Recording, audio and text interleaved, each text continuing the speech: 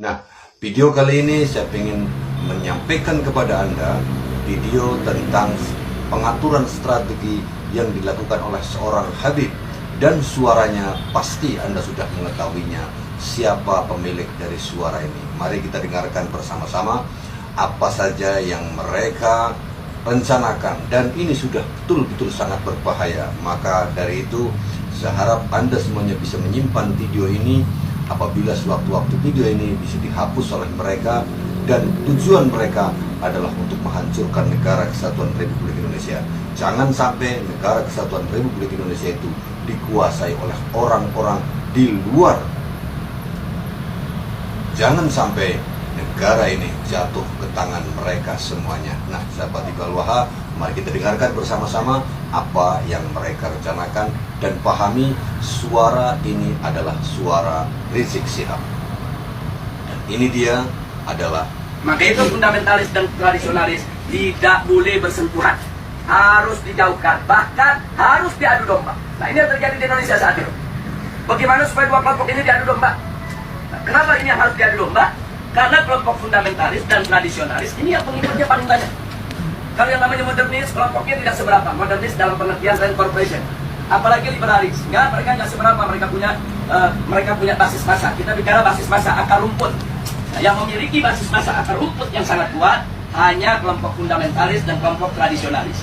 Maka itu kalau ini bersatu, ini akan menjadi satu kekuatan umat Islam yang maha dahsyat, yang bisa merontokkan kekuatan mereka, sehingga mereka akan melakukan berbagai macam upaya bagaimana dua kekuatan ini untuk tidak bersatu.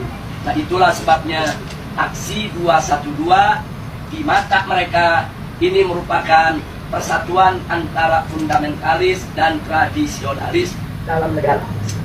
Yang kedua, jangan pernah berikan ruang kepada kelompok fundamentalis di media-media resmi mainstream tingkat nasional. Yang ketiga, yaitu jangan pernah memberitakan segala kebaikan sebesar apapun yang dilakukan oleh kelompok fundamentalis. Yang berikutnya, kesalahan sekecil apapun yang dilakukan oleh kelompok fundamentalis harus diviralkan, harus disebarluaskan, dan harus diulang-ulang supaya itu melekat di hati masyarakat bahwa mereka adalah orang-orang yang tidak layak untuk merencanakan sesuatu kita punya negeri atau di negeri Islam. Dan kemudian nggak sampai di situ,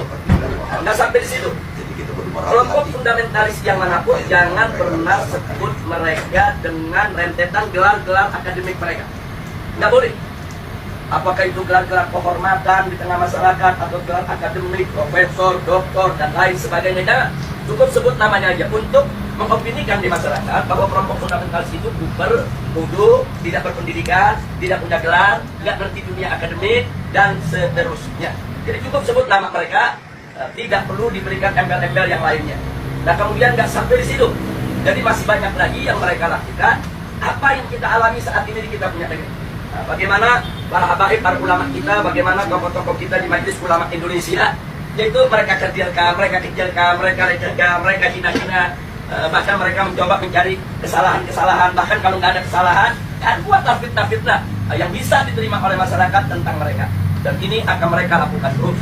Jadi artinya bagaimana cara menghabisi kelompok fundamentalis? Satu, kerdilkan mereka. Dua, jauhkan mereka dari masyarakat. Kemudian ketiga, yaitu bidik daripada para tokohnya.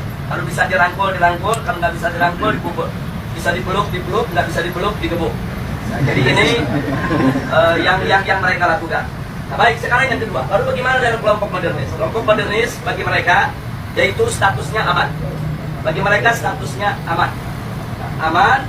Statusnya aman, sehingga perlu diberikan ruang publik, diberikan ruang media, diberikan ruang dalam sistem pemerintahan, perlu didengar suaranya. Dan kalau ada dari mereka yaitu punya kesalahan, tutup itu kesalahan, jangan diviralkan. Kalau mereka melakukan kebaikan, sekecil apapun kebaikan, maka itu harus diviralkan dan harus disebarluaskan. Dan penyebutan nama mereka harus lengkap dengan segala macam rentetan gelarnya, gelar kehormatannya, dan seterusnya. Jadi posisi mereka dianggap aman. Nah, kemudian yang ketiga, kelompok liberalis. Kelompok ini mereka berikan status sangat aman.